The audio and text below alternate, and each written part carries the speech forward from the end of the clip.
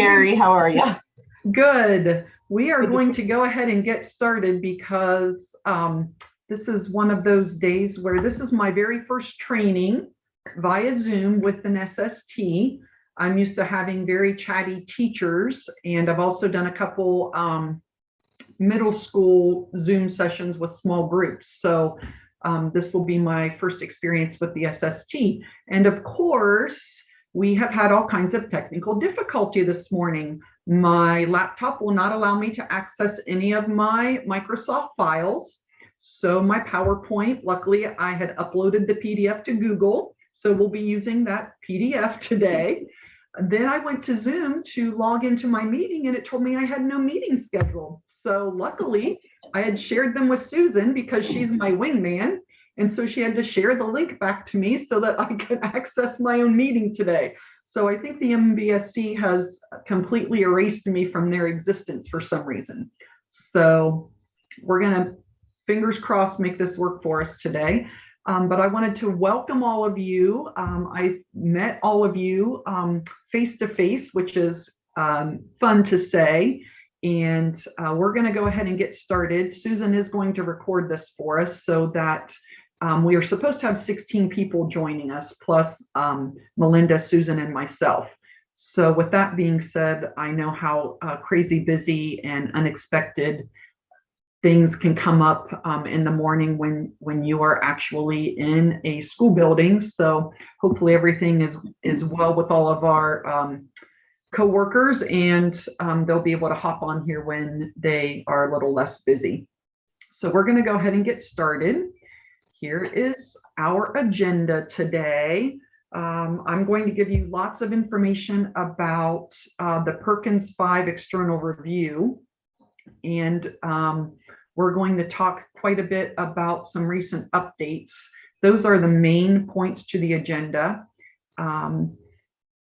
State contacts, those of you that have been in career tech for a while, you probably already know who your contacts are, but I wanted to make sure that you had those at your fingertips. So I went ahead and made all of the links in the PowerPoint live links, so you'll be able to just click on those in your electronic PDF that was shared with you and get to those at your fingertips. So we're going to go ahead and get started here. This first one is your career tech program coordinators. So if you have specific questions, for example, about the health sciences, you're going to talk to Matthew Wells. Manufacturing is Fritz Reiser. So you can just kind of look down through there, and anyone that you might need information from, it will give their area of expertise and then their contact information, email, and phone number. I had a couple people when I've done some face-to-face meetings in the last couple weeks ask me, well, who is supposed to tell me information about health sciences? So I just thought it would be helpful to have that as part of your PowerPoint. This next one is really, really important for all of you. These are your field consultants. These field consultants are going to be the people that you will go to when you begin your Perkins 5 review process. We have had 3 schools chosen for the external Perkins review process beginning fiscal year 2022. And their first steps will actually be a meeting on October 27th. So look down there for your name and then the email and phone number contact information for your state support person. I'm sorry, for your field consultant through the Ohio Department of Education is right there. So I know that I've spoken with some of you about the Perkins review. I am not in charge of the review. Melinda's not in charge of the review. Lydia's not in charge of the review. We are your support team to help you gather information, make contacts with parents if you want us to do things like that. The person that you'll go to is listed here on the screen as far as any questions you have about the actual review process or next steps that you need to take. And like I said before, October 27th will be the first meeting where we will all get together and learn about the exact process they'll be using for career techs this year. So any questions on that screen? Okay, let's go back to our PowerPoint here. I've had questions that have come up during my visits too about the college career tech prep. And so we are all located in this green area here, and they actually have a really nice website that has information about events and training. There are grant opportunities on here, and then this is the contact page for them. So depending on where you're located, you have Washington State Community College, Hawking, Shawnee State, Eastern Gateway, Southern State, Zane State, and Belmont. Those would be all of the regional coordinators for your regions. And they do a lot of in-field support for career tech schools. They hold college fairs. They, like I said, have grant opportunities available.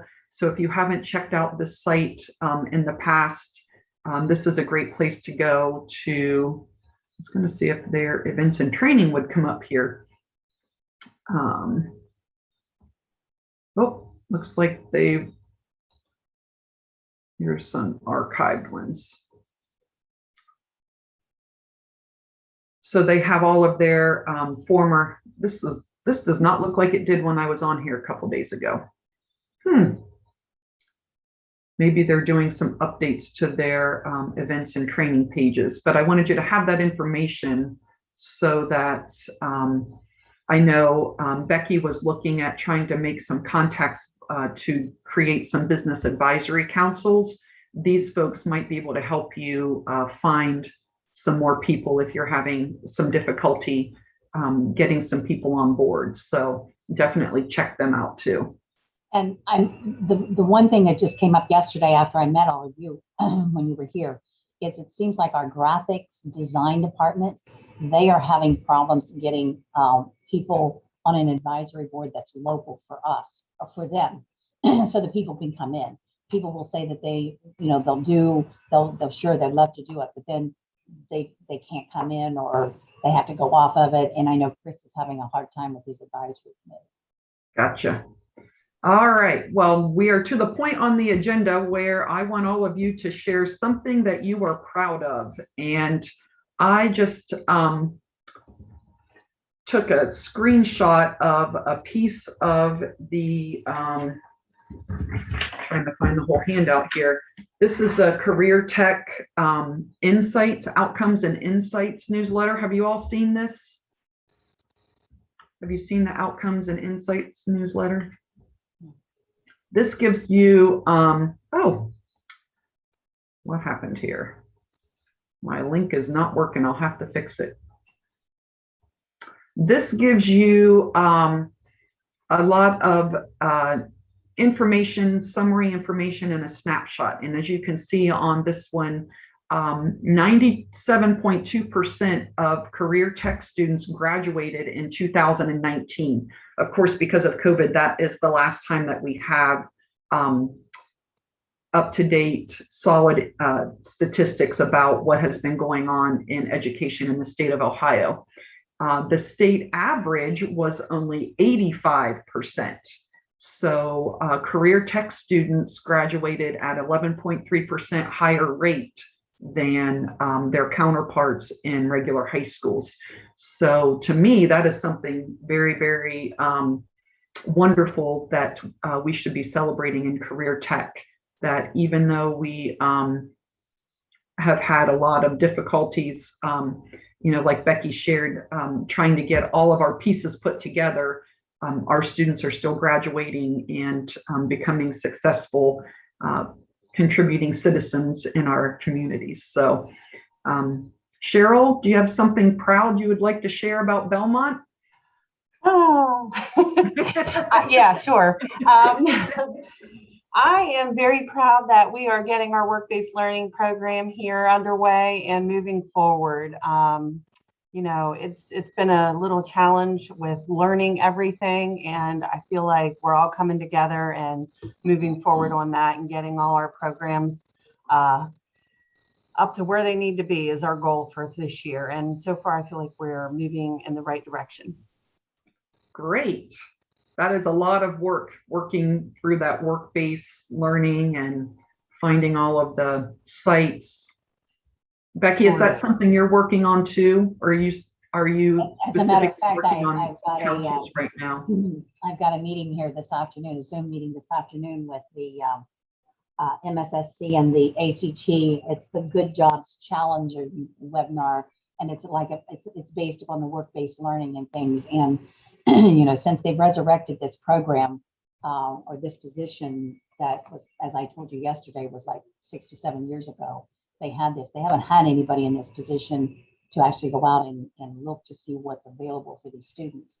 And I know our current superintendent, his goal is, you know, to have 100% of the seniors early placed by January.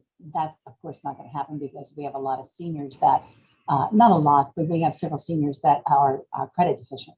So, but we can work it out where they can possibly come in the mornings and then do their academics or whatever it is they need to do to recover, and then hopefully be able to go out and I've had a lot of businesses call saying we need students, or we need people in these positions right now. Auto collision, auto body, you know, it's right now. It's everything here at Washington County Career Center is just kind of up in the air, and it's like we're a baby taking learning how to walk. They have to start all over again. So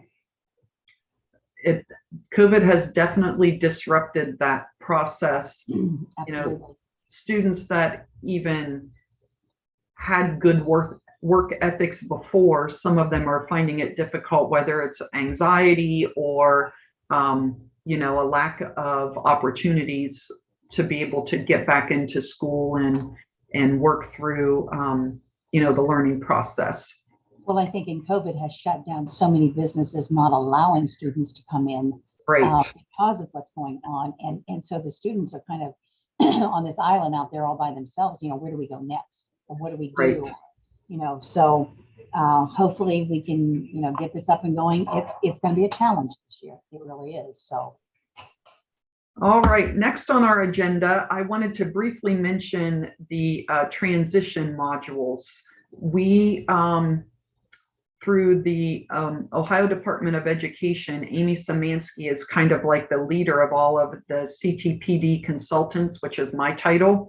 And every month she has asked us to highlight something from the transition modules. And as you can see on the screen, there are actually 4 areas. That 5th one, the student development area, is something that they're still working on, I believe. But student focused planning is a module, and let me see if I thought I checked these links this morning. So these secondary transition modules are on ODE's website, and I put a link there. Your teachers can actually go through these modules and earn CEUs. You can see right here, they do have to sign into their OHID account in order to be able to do that. Now, I'm also encouraging, if you are working with a parent mentor, have your parent mentor go through these. If they do not have an OHID account, they can actually come down here and click where it says click here to learn. Oh, I'm sorry, don't have a license, don't worry, please click here for alternate access. And when you go here, you will see the modules pop up. And the modules will allow you to print a transcript. Over here are resources. Can you see my resources tab now? Okay. And of course, the course authors. So I'm just going to secondary transition, play this for a second here. student-focused planning. How do I help my students develop a plan for the future? And then, of course, we're in the way again. You have to click next down here, but I wanted to show you the module actually has all of the slides over here on the left. And the reason teachers and intervention specialists are able to get the CEUs for it, when you get into these scenarios with Ursula and Lance, there are actually practice sessions or practice screens that they can type in, you know, pieces of the IEP goal or the transition goal. And there's also a you try section, so they can print those off and submit those to your LPDC to get credit for those CEUs. Of course, if that's something that your LPDC is interested in allowing them to do. Even if they have attended training, this is just something that is a really good refresher for them to kind of remember backwards planning and all of the components that go into that student-focused planning section of secondary transitions. These do take about an hour each. So, you know, but you can stop and start it whenever and wherever you are able to do so. Melinda, did you want to share something? Yeah, with these, actually, if you go, if somebody has an OHID account and finishes these, there is a quiz at the end, and through your OHID portal, you actually get a certificate through that process. That you can take the certificate to your LPDC. Now, if like a parent mentor or somebody does this without logging into an OHID portal, there's not going to be a certificate. That's when they would have to take something to whatever their committee is or however they want to get those hours. But as long as they have a portal, they take a quiz and they get the certificate right there. Okay, thank you. Any questions on the modules or how to access those? No? Okay. All right. So here is, I guess, the meat of our programming today. We're going to talk about the external Perkins review process. Schools were notified in September that they had been chosen to be reviewed this year. And here is the timeline of that review. Like I said, on October 27th, there will be a virtual workshop, and they called it compliance, but the OE Office of Exceptional Children has really done a wonderful job in the review that I've participated in with them this year, of being very supportive and wanting to help everyone work through this process. So while it is a compliance to ensure that we are meeting all of the federal and state laws when it comes to students with disabilities, it really is a support system so that we are able to identify areas that need improved or corrected, you know, just to make sure that our districts are doing all they can and are not met with a parent or someone, you know, the week before graduation, if a student finds out they can't graduate and something hasn't been done in exactly the right order compliance wise or way compliance wise, then you know, that parent could come back on your district, and we don't want that to happen. We want to make sure that we're doing everything the right way. So here's the timeline for that. You'll see down here on December 10th of this year, the self-assessment tool will be due by December 10th. And then once that self-assessment tool is completed by December 14th, the schools that will actually have the on-site review, the full review, will be notified. And somewhere I read or I heard that that's going to be about 33% of all of the districts that were chosen for the actual review process. So these deadlines are really important because under the September 10th deadline, you can see that Districts that do not submit that self-assessment tool on time will automatically be scheduled for that on-site review. So we want to make sure we get all of that paperwork completed in time. The self-assessment I have shared, and I know Jody Glasser has shared a self-review tool with several districts. That is something that the CTPD consultants put together. And on October 27th, ODE and the facilitators of that compliance meeting will give us exactly what they would like turned in and submitted. So if you've been working on that self-review tool, then you are well on your way of being able to collect all of that evidence and information that they would like for you to have. Any questions on the timeline? All right, so part of the review process actually starts with the local needs assessment. And I know that those of you that are on here today do not have a lot to do with the local needs assessment, but I wanted to make sure everyone attending today understood what the local needs assessment's used for. So it's basically used to kind of collect all of the information that you need to complete your Perkins 5 application, okay? So the local needs assessment is important because it helps you set short and long-term goals. It helps you ensure that there are opportunities for programming and success for all students. It also allows you to take a look at your community members and your stakeholders that are involved besides parents and teachers to ensure that, like the work that Becky's doing right now, that your students who are graduating are ready to go into the career field that they've chosen, and they are trained for the industry, and they have the skills to be ready to work when they graduate from high school.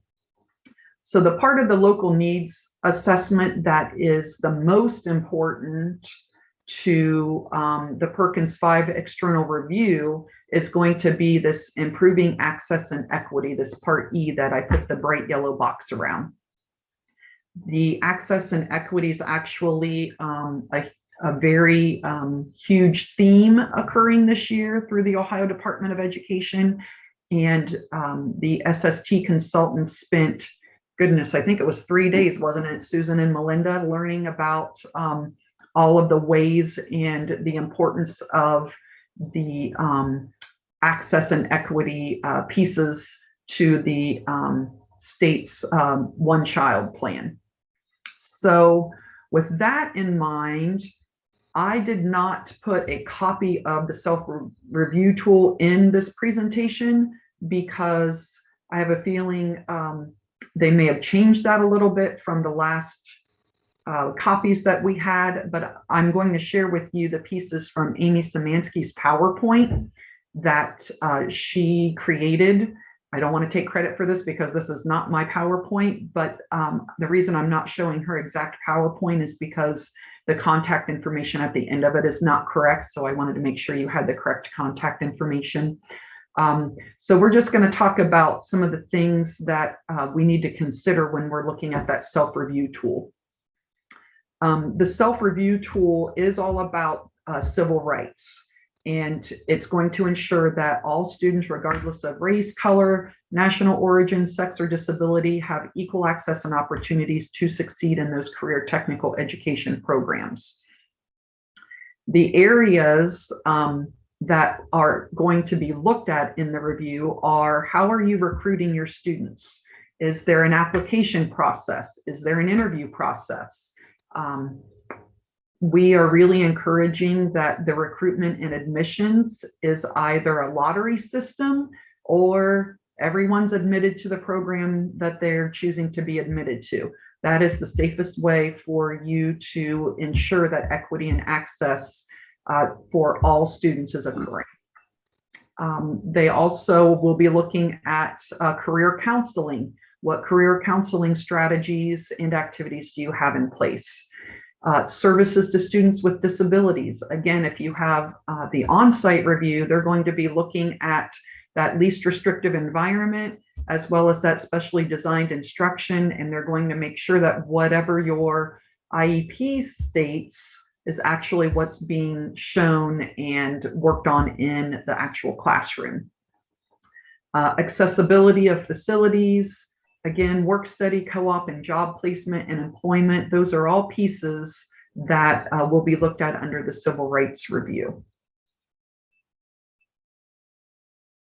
And Amy did a really good job. I like this slide because she tied this review process into all of these different pieces to show the relevance of the review process. So of course, Each Child Our Future is the state plan for making sure every child in the state of Ohio is able to graduate and either have a work with a livable wage, serve in the military, or be ready and successful in post-secondary education. The review process, of course, is what we're talking about. The Perkins monitoring process, the Career Technical Education Quality Program review, that is part of your Business Advisory Council reviews. And then, of course, the Individuals with Disability Act review process. So special populations. And there's a slide, looks like I might have put these in the wrong order here. Here are the special populations. Sorry for the Zoom whiplash there. They've actually added 3 new student populations to the special populations category. So along with students with disabilities, socially economically disadvantaged students, single parents, students preparing for non-traditional fields and English learners, we are now going to also include homeless students, youth who are in or have actually aged out of foster care, because as you and I know, in high school, sometimes that happens. They will age out of foster care while they're still in high school. And then students with a parent on active military duty. So those are all of the special populations that we're talking about when we look at these slides. We've already talked about the non-discrimination policy when it comes to students choosing a pathway or a career technical education program.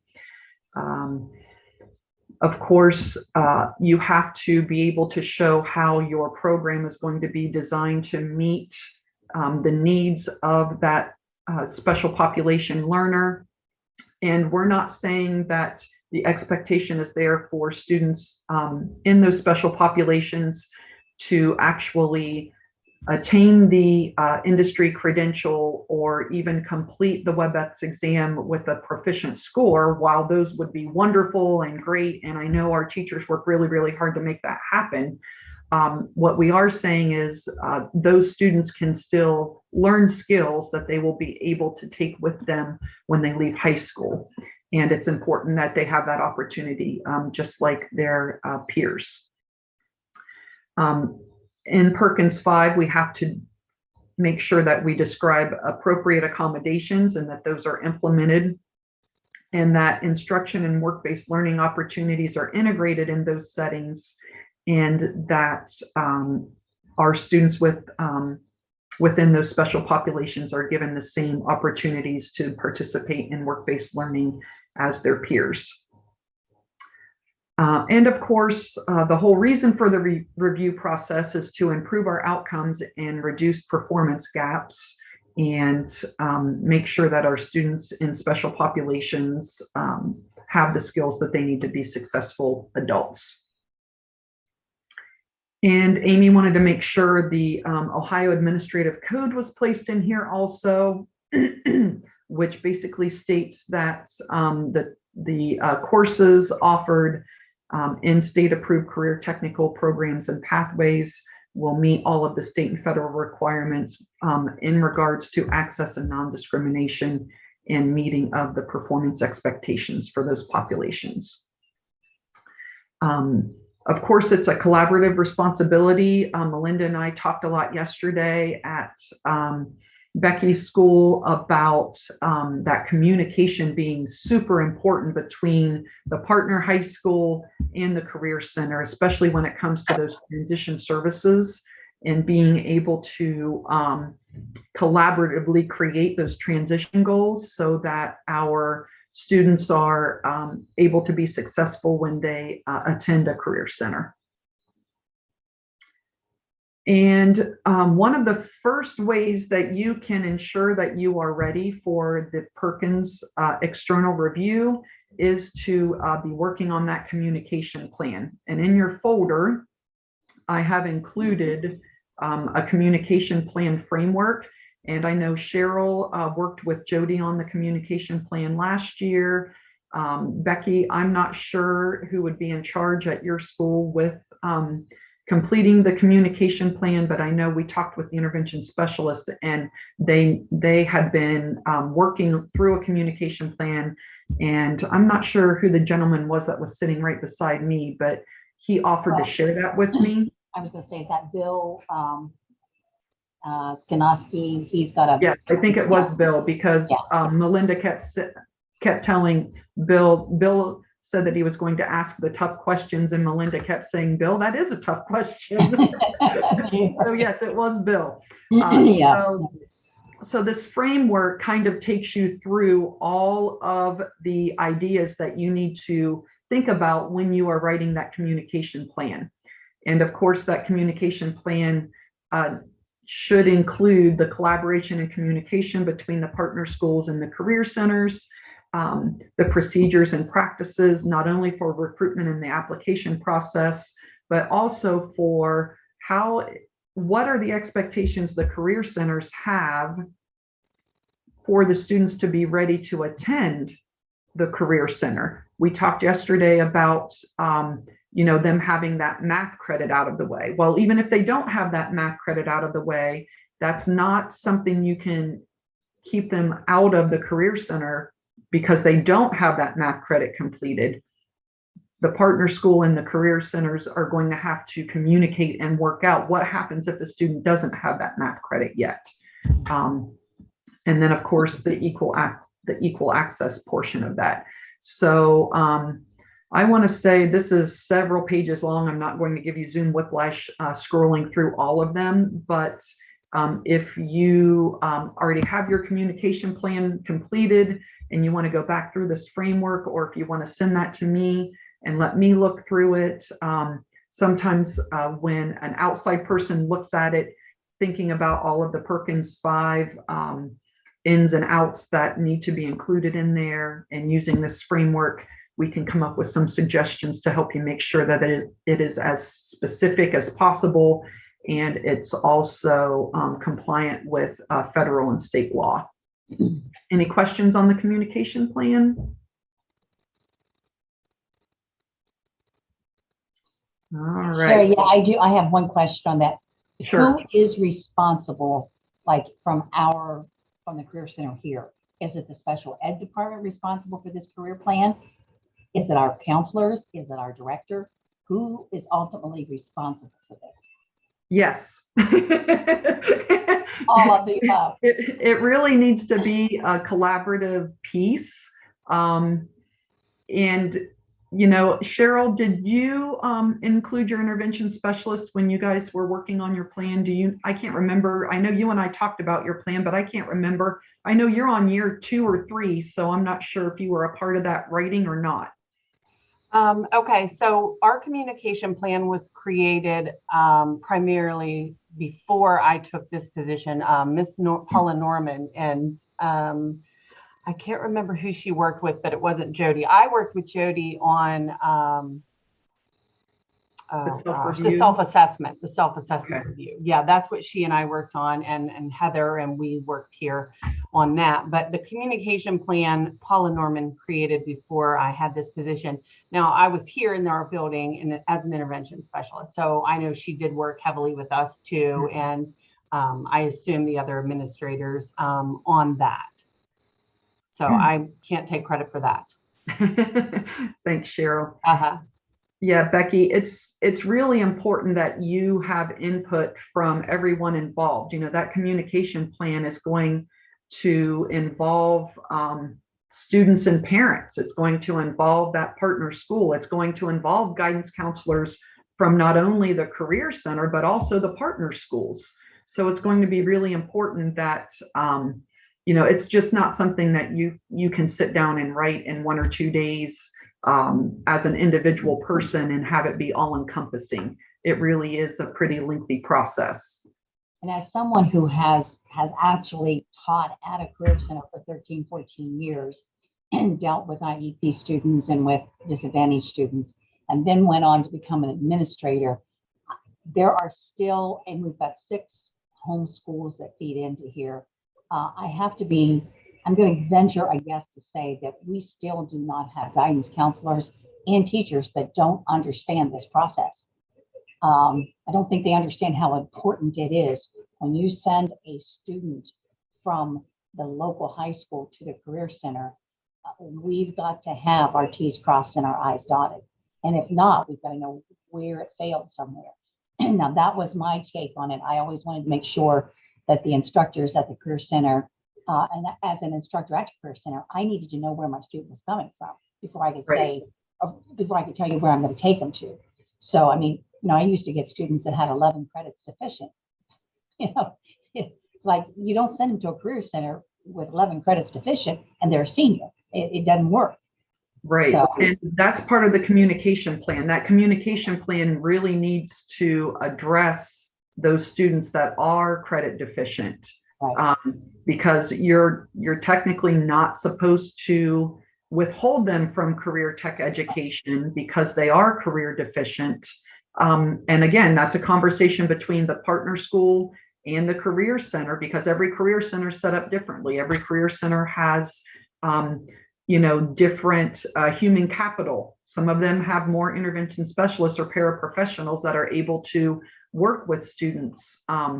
And not all credit deficient students are on an IEP. So, you know, it's really important that that is written into the plan so that parents understand, students understand, partner schools understand, and teachers that are in career tech centers understand how is that going to be handled when that student comes that is credit deficient. Correct. And that is probably something that career center teachers are one of the most passionate about, I would say, is those students that you know, want to come.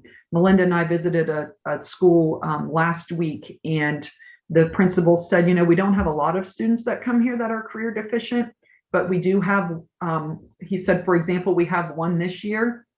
And he said, I told him, I said, I'm going to let you into this program, but in order for you to graduate, you're going to have to make up these credits in the summer because there isn't going to be enough time in your day for you to be able to do that. But, you know, what a way to motivate that student to actually complete those credits he's career deficient in. Let him do the hands-on career pathway that he is passionate about. And then maybe that will spark enough motivation in him to pick up those credits that he's deficient in, you know, over the summer so that he can graduate on time. You know, so constantly thinking outside the box and looking at each student's individually, you know, look at their cases individually. That's really going to go a long way in helping all of our students to be successful. This slide right here is a video from Michelle Ward. And I know Cheryl saw this at our September meeting. It's about 8 minutes long. I really highly recommend that you share this with your regular education teachers, your math, reading, science, social studies teachers, as well as your career tech industry teachers, because Michelle Ward does an excellent job of explaining the hows and the whys of equity and access for all students. And, you know, anytime you have pushback from a teacher that says, well, they can't be in my classroom because they can't complete that industry credential, Michelle Ward's PowerPoint is something to fall back on and say, remember when Michelle Ward said all students should have equal access. That way you don't have to be the bad guy. You can look at the Ohio Department of Education and the state and federal laws that are in place to support why that student should be in those classrooms. This is just the summary of what she has to say. Again, there can be and should be curriculum modifications and equipment modifications. There should be support personnel in place and instructional aids and devices to assist that student in being successful in that career pathway. Of course, the least restrictive environment should be in place. And the biggest piece to that communication plan that will support equal access is the very last bullet there, having multiple entry and exit points available to meet the needs of all students. We, Melinda and I went to a career center a couple weeks ago, and they shared there was a student who was very high functioning autistic that wanted to be in the welding program. And so he started 3 weeks into the welding program, and it was physically very, very difficult for him. Obviously, somebody else can't hold the equipment in welding. You know, there really wasn't a way to create equipment modifications for him. And so they brought the entire transition team back together, parents, students, school counselor, intervention specialists, and allowed him to go into another program that had welding as a portion of that program, but it wasn't welding for 4 to 5 hours all day, every day.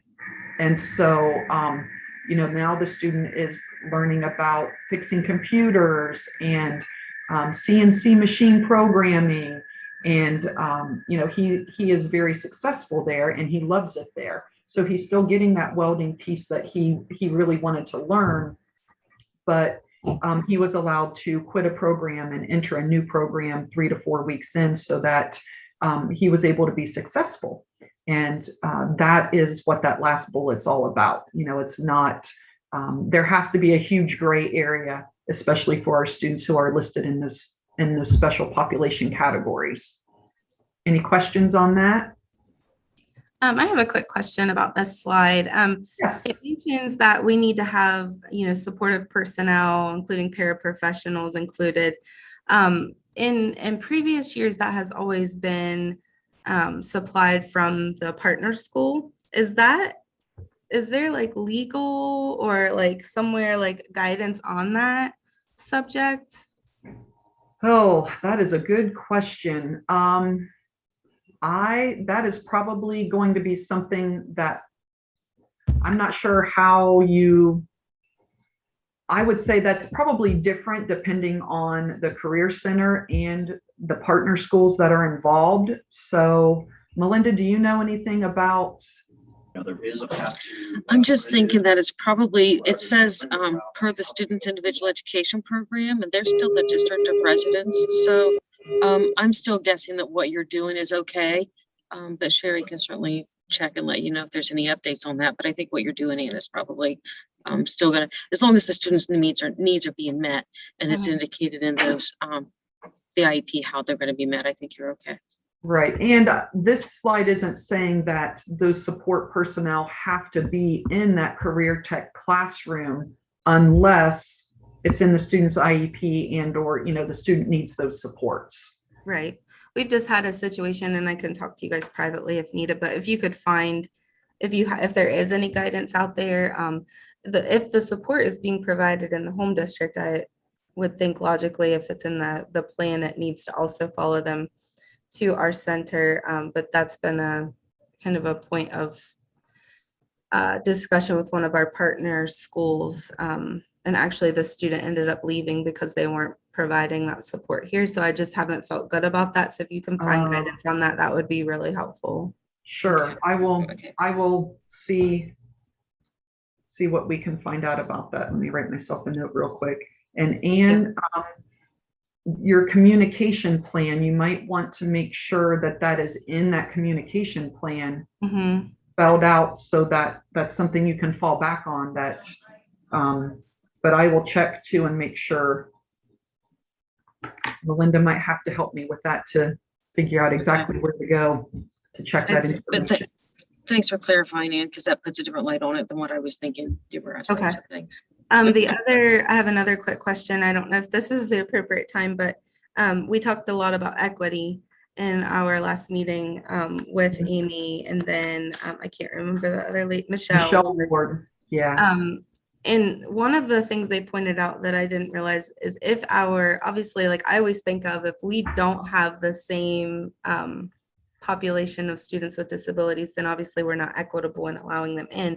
But I also heard them say if we have a higher percentage of students with disabilities at the Career Center than what is at our partner school, there's some plan or a form or something we're supposed to be filling out. Do you know where I would find that? I don't know that it's exactly a plan or a form, but Okay.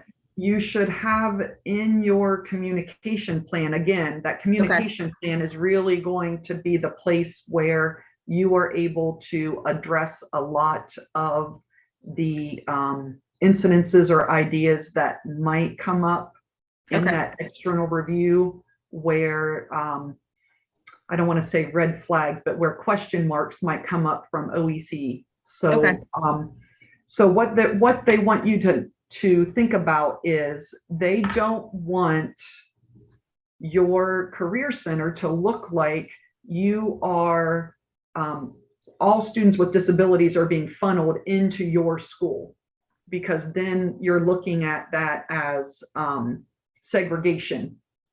Does that make sense? You're putting all of them in one place and they all don't have equal access to their high school, or even in your programming. Traditionally, there are programs that lend themselves more to students with significant disabilities. And if you do not have any students that are not on an IEP, or if your IEP or special student population is a higher percentage than your other programs, then you need to have a statement stating why that is.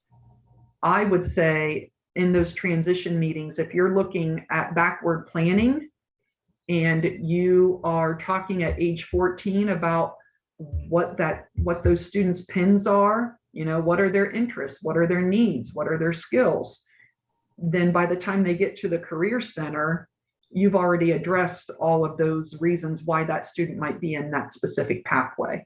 But it's going to be really important that, those things are very well spelled out.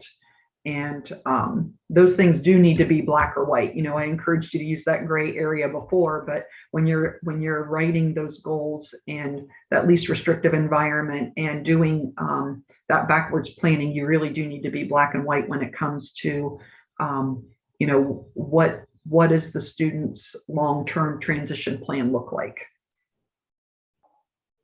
Okay, I will ask too about a form. But I was in a different session with Michelle Ward, and that's where she told us that that can be addressed in the communication plan, because it does happen. You do have students, or you do have some districts that do a great job in career tech, and those students with disabilities are the students, or those students in other special areas, special population areas, they want that hands-on. That's where they flourish and that's where they thrive. So it would make sense that more students with that learning style would want to go to a career center. So that's something that you just would address in your communication plan. But I will double check on that too and see if there is a specific form or something that you're supposed to file. Melinda, do you know anything about a specific form? Okay, yeah, I didn't think there was one, but I will double check. And Amy Szymanski is wonderful. And if I can't get a hold of her, I'll just contact Michelle Ward myself, and she can clear that up a little more for us. Okay. All right. Does anybody need a break? we're almost done. We're such a small group. We're supposed to have 16 here today. So, all right. So here is the meat of the self-review tool. I have not worked with any districts on the self-review tool. I know Jody Glasser passed out a self-review form to a few districts last year. I was told my first two assignments, if you want to call them that, with districts was to work on those communication plans, review them, think about the Perkins 5 review process and that communication framework that we talked about earlier, and then look at the self-review tool and start that process.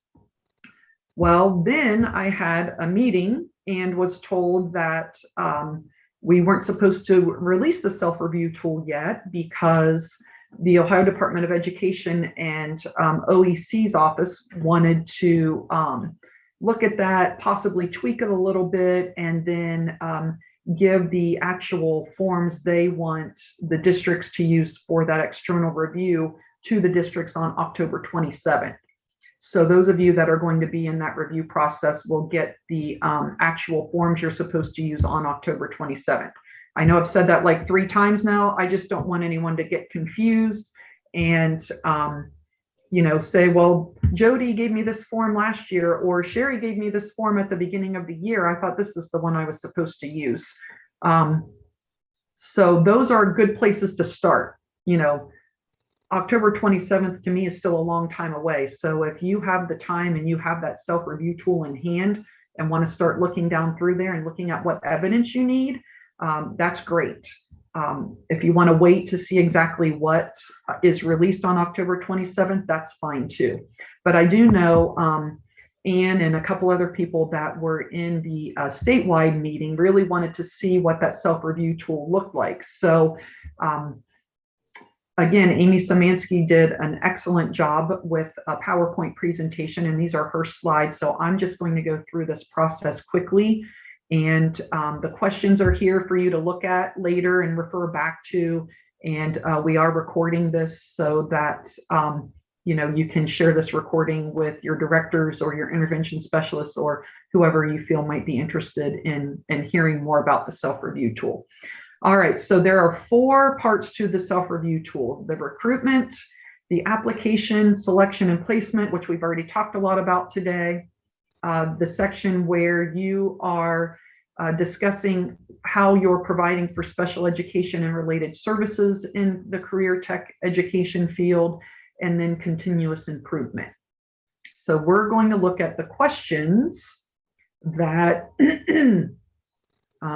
some of you may already know are on the, I guess I'll call it the draft self-review tool. So in the recruitment process, these 2 boxes are only talking about recruitment.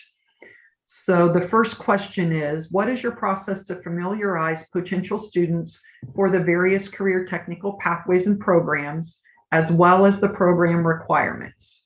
Again, in your communication plan is a great place to make sure you have what those individual program requirements are, right?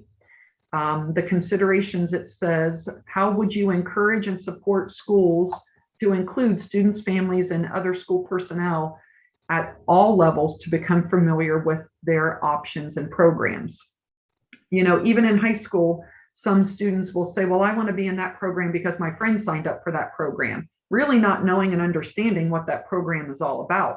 So it's really up to us to make sure students know what they're signing up for, so that they're able to pick a program that not only interests them, but where their strengths will shine and where we can support their needs if they do have needs that need to be supported.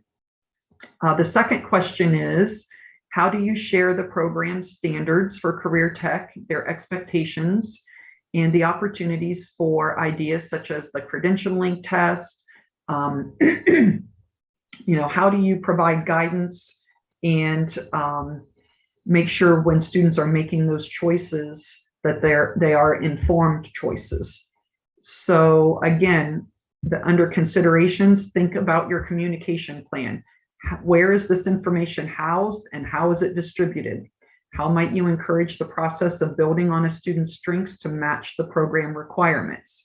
Again, we can't go so far as to say, oh, these are your strengths, this is what you should do. You know, a lot of this is about educating the family unit, you know, grandparents, parents, foster parents, whoever is in that child's life at that time is really someone that's going to need to know and understand the requirements and the processes also. The next section is the application, selection, and placement. And Amy went in and these are not live links, I don't think. Yeah, but this is the Ohio Revised Code that aligns to, so anytime you see those blue, what looks like a hyperlink, that's the Ohio Revised Code piece, which is a signal to me that that's something that they're going to be looking at to make sure that we are following the law in your programming. So for application, selection, and placement, what are your student selection criteria? We talked about this. If there is an admissions process, is it universal for all students? You know, what types of experiences are included in that application process? You know, if there's timed skill that's supposed to be done, how are you going to support those students that may not be able to meet that timed skill who are considered in that special populations category? And again, I know I've already said this once, but OEC is really saying it should be a random selection, it should be a lottery system, or it should be anyone who would like to be in that program can be in that program. The next question is about interviewing. And again, considerations for the interview. How does the data from the interview guide the student to the appropriate placement? And how does that interview process inform the instructor of the student's strengths and needs? So again, if you are having an interview process, not only should you be collecting information about the student, as far as the student being successful in the program, but you should also be collecting that information about what does the student need to be successful in the program, and then communicating that to the instructors so that the instructors know and understand what the student's strengths and needs are. One final question under the application, selection, and placement process. How do you ensure transparency with member districts, school personnel, parents, students, and community members regarding that application process?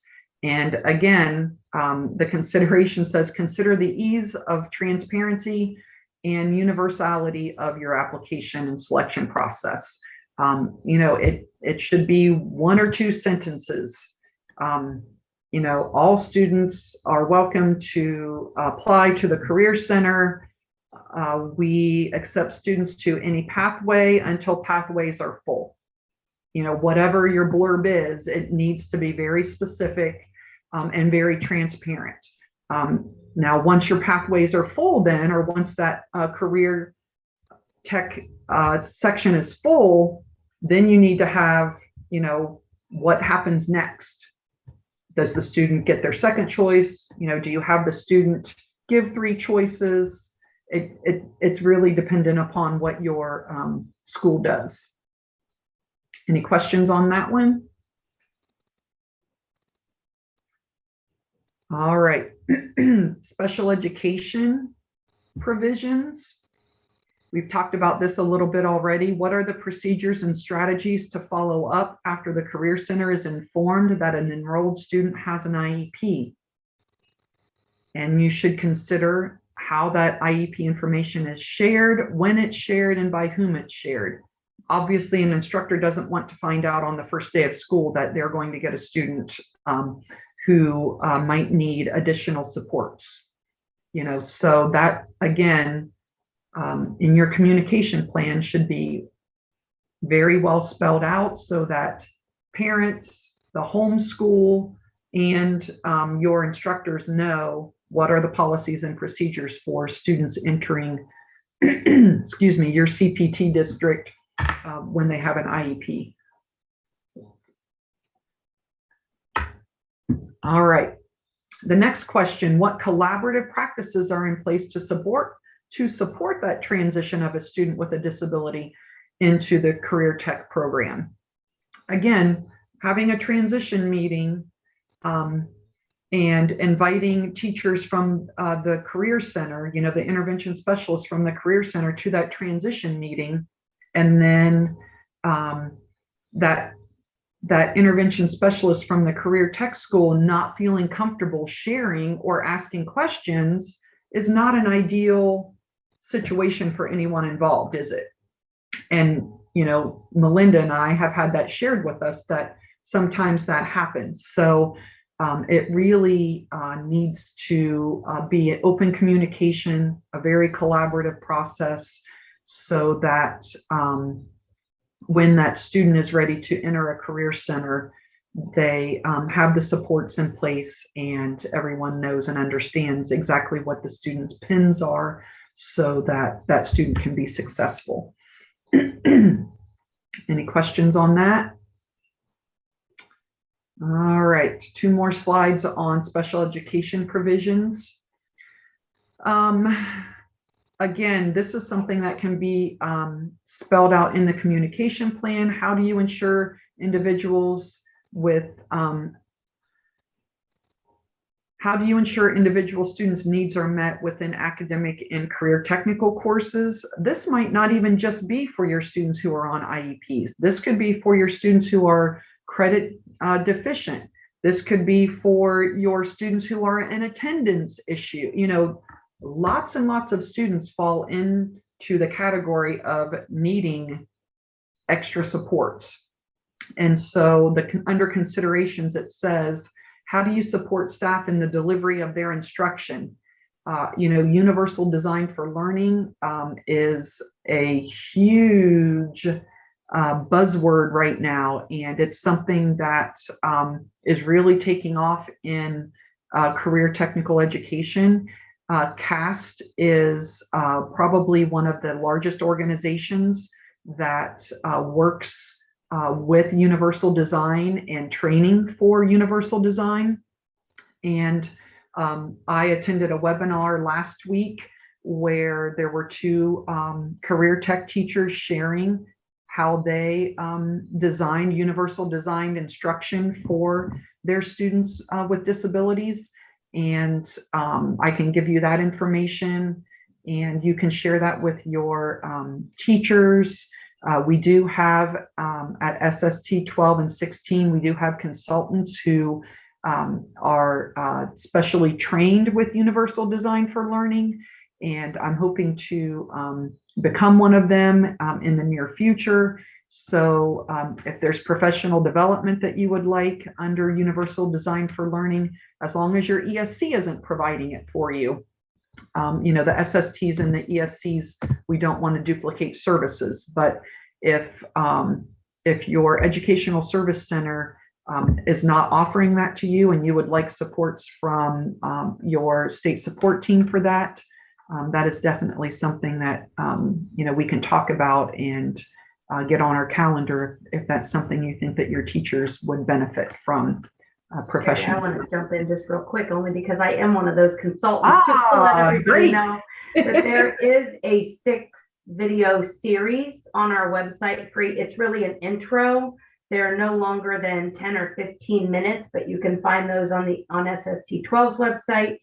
And we did just have a lesson design workshop that got canceled just because we didn't have enough people registered. So that training is designed and available if we would need to offer that again in the spring. So just wanted to throw that in there. If you aren't familiar and need to wet your whistle, there is kind of a little 6-step. And there's a UDL collaborative in Ohio that's working on 15 module series. They'll be a little bit longer with a little bit more in depth in each of the areas. And those are going to be available statewide. And part of that, Sherry, as you mentioned, is the 11 districts, and there's a UDL component to that.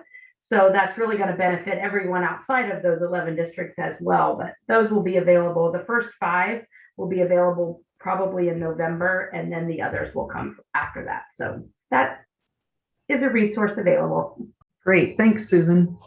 I did some training in grad school for universal design for learning, and the biggest piece of that is the collaboration piece, giving those teachers time to bounce ideas off of each other, share what they think it might look like in their classroom or in their career tech world, and hearing what other people think they might be able to use to make it work in their field.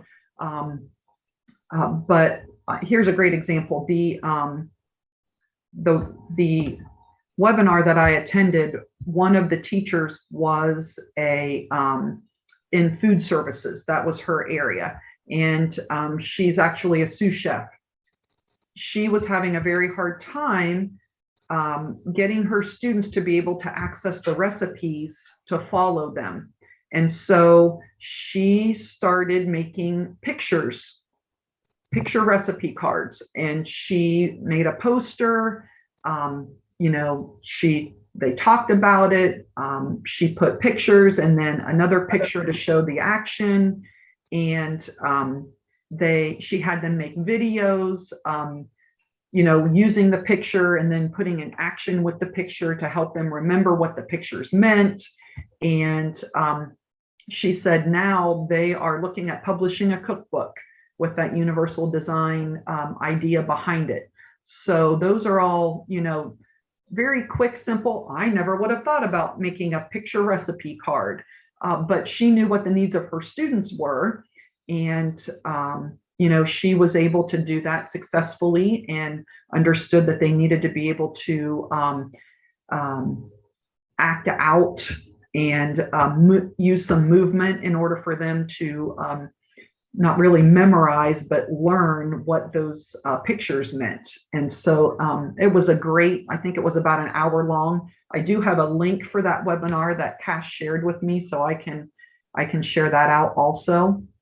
The second person was actually a gentleman who was in charge of building trades. And his biggest hurdle was that his students identified in special populations had a very difficult time following directions step by step when he was giving verbal directions and keeping up with the pace that he wanted to keep. And so part of his universal design for learning was to video himself giving those directions so that he didn't have to stand up in front of the class. He was very concerned about the safety of his students in those special populations. He didn't want someone to get cut. He didn't want them to hurt someone else using the tools. And so he videoed himself, the students in the course that could keep pace with his video lessons, watched the videos, practiced it. He had his little clicker and would stop it and pause it for them to practice. And that freed him to be able to go stand beside those students with that needed those increased supports and walk them through it or help them hold the tool properly or whatever it was. So those are just some quick examples of how universal design for learning can really be used to make instructors' lives easier in the classroom for those students in special populations. So I would highly encourage, get your staff in front of some of those videos and webinars that Susan mentioned, and see what ideas they come up with, because they're creative or they wouldn't be in education. And I would love to see some of their ideas in their classrooms. All right, so now we have the continuous improvement section. And this is the piece, Becky, when Melinda and I were talking with your staff yesterday, this is the piece that they really do not have in place yet.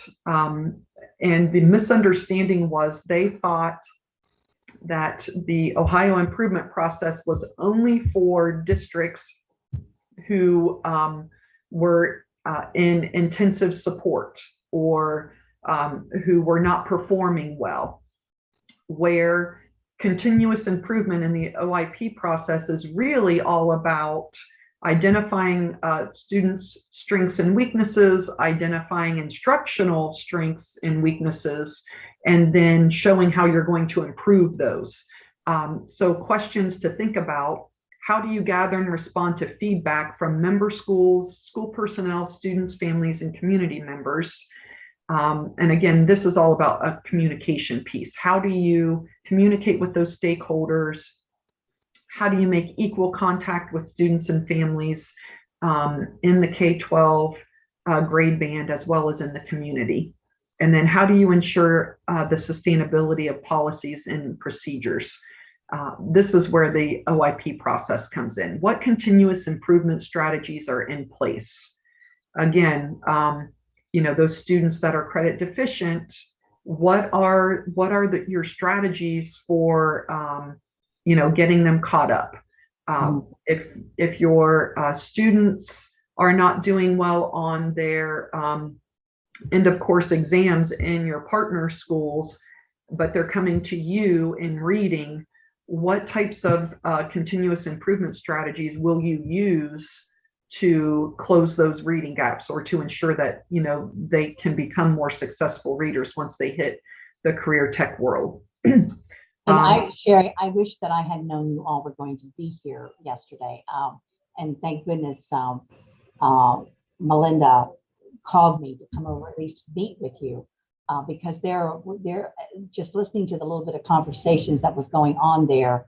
I don't know who's in charge of doing their continuous improvement. As a matter of fact, I have to be honest with you, I don't even know where the Career Center here now stands as far as continuous improvement. I mean, are we in a situation where we need to have a plan in place, or because in looking at these questions, we just completed a parent-teacher conferences, and I know that they could have contacted some of these parents and all of them, even though that they did a lot of it by phone, but it still could have been a meeting among all the special education instructors, the intervention specialists, and they could have worked out a plan with some of the students, just talking with the parents. Also, we could have talked with employers and things like that. So again, I apologize because I did not even know you all were in the building until Melissa called me. So that is no problem. You know what? My job is to come and see you whenever you need me to come and see you. So I was just happy that you were able to come down and listen in a little bit yesterday, and meet me in person, and know that I'm there to support you guys. So yeah, as far as that continuous improvement piece, I think professional development would be a huge piece of that, because I know when I talked with Michelle, they hadn't even really heard of the OIP process, and the intervention specialists that knew about it because they had been in regular high schools, and that's where it had been used. And honestly, the Ohio improvement process is pretty difficult for your career tech instructors to use. But that doesn't mean, but that doesn't mean we can't use pieces of that process, to collect that data and show improvement. I know when I was principal at Bellsville, Buddy was our coordinator. Oh, yes. Yeah. Yes. And we were in continuous improvement there too. So great guy. I am assuming Buddy's still with. He is. Good. So fantastic individual. He really was. And Bellsville was coming out of it. They were coming out of and actually putting, some stuff in the OIP, but it was a total input of my staff that helped with that whole thing. So right. Melinda, is there someone assigned to your career centers in State Support Team 16, or would it just be in the partner schools for the OIP process? For OIP, there's somebody assigned to the partner schools, not necessarily to the career centers. Usually, myself and the career tech consultant kind of start with what we can do. That's probably me. And do that. Mm-hmm. Okay, great. I just I wanted to stay in my lane. I didn't want to speak out of turn and say it was me if there was somebody else. So no, and I mean, certainly we can coordinate with the the consultant who works with the partner schools. But that's going to be us for the most part. Okay, great. Any other questions on continuous improvement? All right. So we're going to wrap up here with just a little bit more about what my role is and where I will be spending most of my time. All right. So the slide that you're looking at right now, you'll see that this is kind of the meat of the roles and responsibilities that I have as the Career Technical Planning District consultant. So in the white area, these are supports that I can provide to all districts, participate in those OEC reviews and, job training, help you with those services. I can co-facilitate and co-consult with your district leadership teams or your building leadership teams, your teacher-based teams. Again, I've shared with all of you face-to-face, all of this has to be tied back into students with disabilities because that is my role, the transition piece of that. However, those best practices for students that receive transition services are really best practices for all students. So I'm sure that we can, make work whatever supports that you need me to help you with. That third bullet there, ensure alignment and consistency of your efforts within those school improvement plans. So if we don't have improvement processes in place, either one plan, your high schools that work plan, your LPDC, that's something that I can consult and co-facilitate with you so that we can get something in place.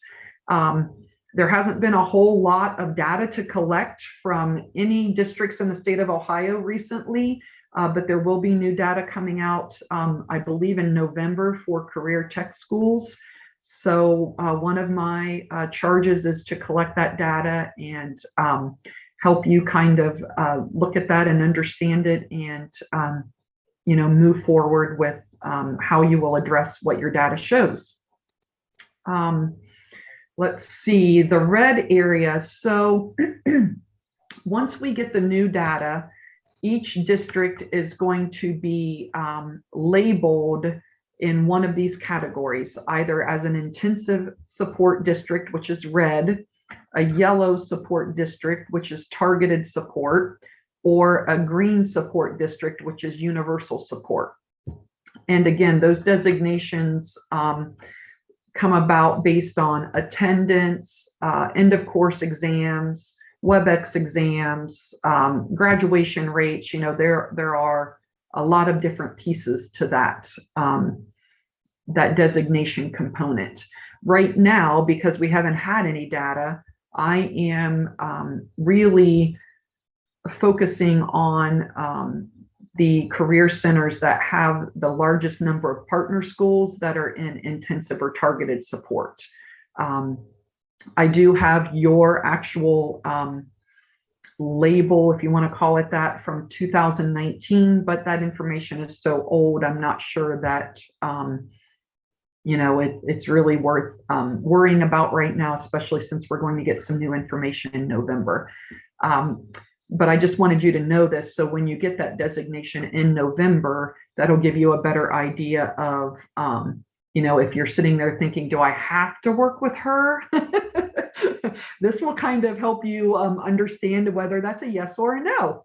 So universal supports, that 5% means I'm supposed to spend about 5% of my time working with those districts. And that might just be meetings like we're having right now, giving you updated information and, making sure that your questions get answered.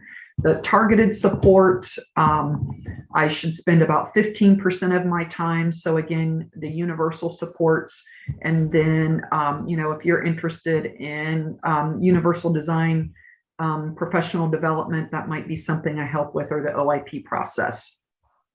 Intensive supports, that's where I should be spending about 80% of my time.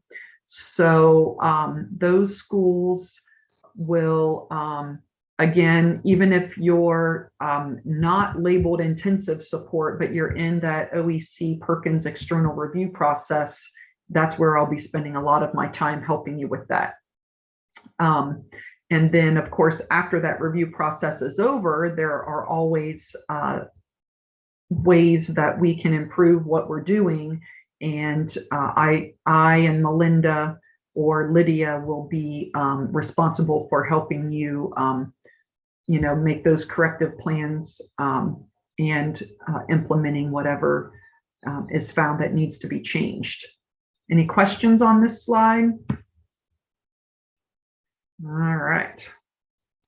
Now we have some Ohio Department of Education updates.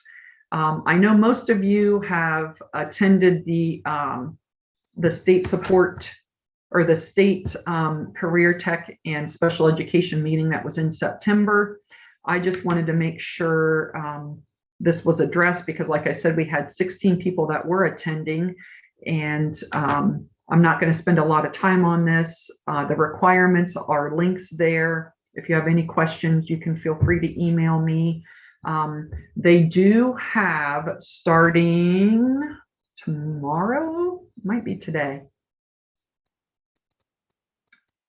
they are going to have bi-weekly office hours where they can answer graduation questions. Oh, it is tomorrow, right there, Wednesday, October 6th, from 3:30 to 4:30.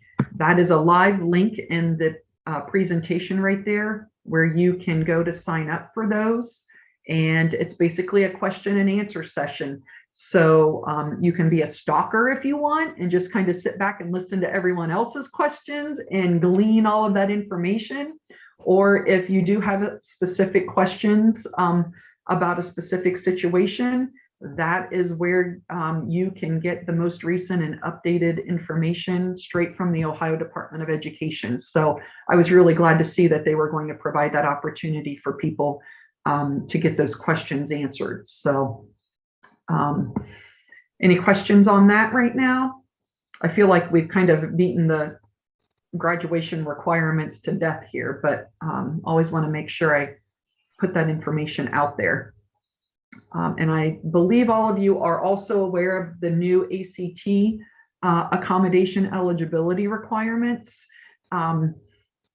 Before, it was almost like you had to give up your firstborn and fill out all the paperwork and blood to actually get the accommodations for students with disabilities. But there is a really easy to read and understand leadership blog at ACT Streamlines Accommodations, that link. And then, of course, the second one is the process for requesting those accommodations, and those should be live links in your PowerPoint. If any of those links are not working, I can share them with you individually. The problem with the links is there isn't really a handout, so I couldn't put the handout in that shared Google file folder for you guys to be able to access that. So if something's not working, let me know. I think some of you weren't here when we started today, but the MVESC doesn't think I exist anymore. I can't access any of my documents on my laptop. My Zoom link was erased. I didn't have access to the Zoom link for the meeting. So I feel like this is Monday and I'm in the twilight zone, but luckily my friend Susan I'd shared the link with her and given her hosting rights, or she wouldn't have been able to get it back to me. So yeah, anyway, all right. This is something that just came into my email a couple days ago, and I wanted to make sure you knew about it as well as your intervention specialist. I highly, highly encourage people to take the time to participate in the public commenting periods that come out for whatever the areas are. So from September 27th to October 29th, there are public commenting periods where the Ohio Department of Education will be taking your thoughts and ideas on the indicator targets that they choose for federal funding. And so the existing I'm sorry, the exiting indicators, the ones that they're looking at right now that are up for review, are graduation, dropout, and post-school outcomes. And so those links right there will take you to a fact sheet. I'll show you one of them. The graduation fact sheet basically tells you what the indicator measures, what data is considered, how it's being considered to be changed, and any extra notes that you need to know and understand. So then it goes into strategies and initiatives, and there's a lot of legal mumbo jumbo there, and some legislation that might be a little hard to get through, but it is well worth it for people to know and understand what it is that indicator is all about, because whatever the decision is made is going to affect your work as educators of students with students that are graduating. So then once you read through that feedback, once you read through the sheet, then there's actually, it reminds me of a Google survey where you can go in and you can comment what target option do you support for indicator 1? They're identified on the indicator fact sheet. Explain your support for that target. Why do you think that's a better target? Describe what differences you propose if you want to change that indicator target. So those are just ways for your voice to be heard, and that's why I encourage people to take the time to go in there and really think about what decisions are going to be made and how those are going to affect how you do your work. All right, career exploration and awareness funds. There is a funding guidance meeting on November 2nd, and it is a face-to-face meeting held at Eastland Career Center. There's a fact sheet here, and this is what's really important.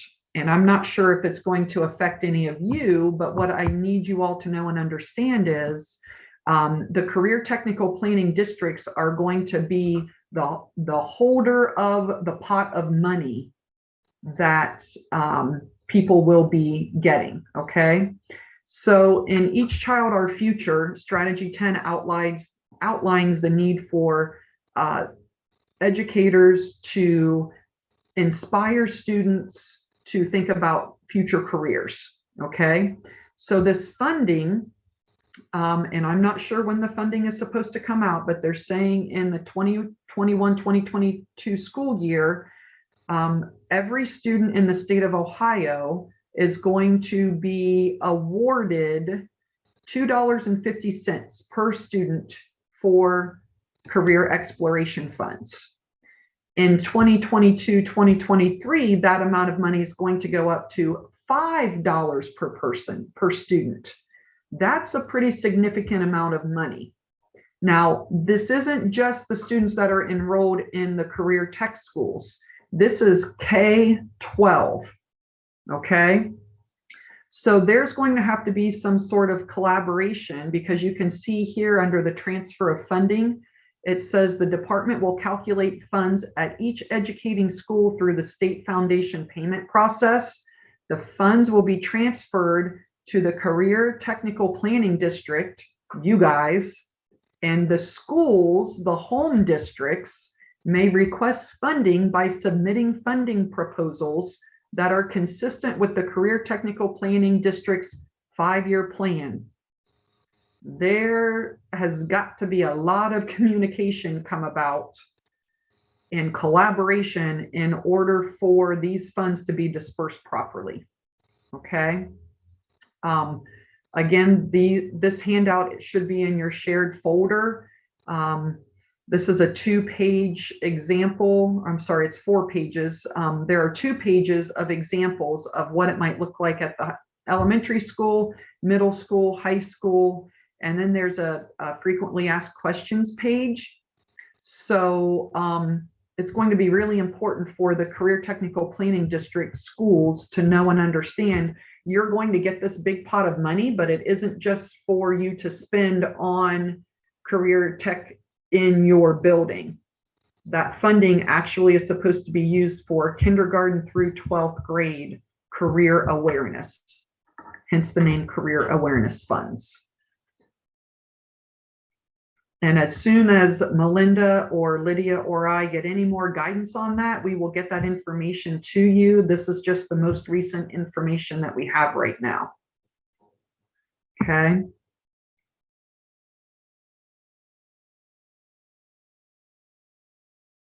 There's also some live links in here with resources for learning about professional opportunities. It tells you what the funds can be spent on and what they can't be spent on.